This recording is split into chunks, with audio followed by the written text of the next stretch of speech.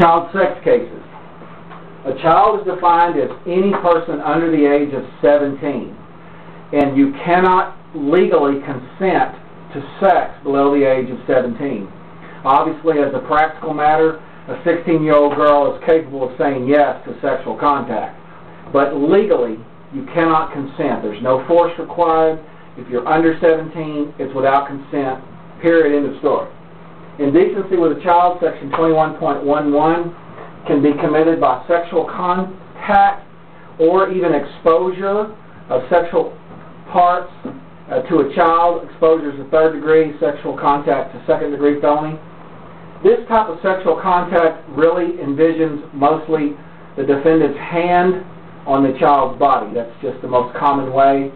And over the clothing is a crime. Let me say that again. Over the clothing is a crime, again, if there's a sexual component to the contact.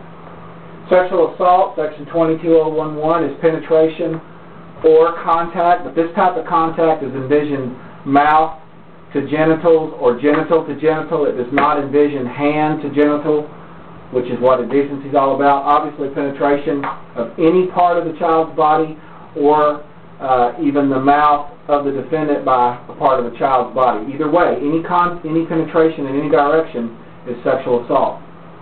If the defense to these two crimes, if the child is 14 to 16 and there's only 3 years apart, it's called the Romeo and Juliet section in all the books. So if the defendant is 18 and the child is 16 and there's consent in fact, that can be a defense, but it has to be 3 years, and it means 36 months. It doesn't mean a 19-year-old who's 19, almost 20, and a 16-year-old that just turned 16 does not count for 3 years apart. It means 36 months. Aggravated sexual assault is if the child is under 14, there's no 3-year defense for under 14, and again, it's penetration or sexual contact, and it's a first-degree felony punishable by 5 to 99 or life. These are the child sex cases.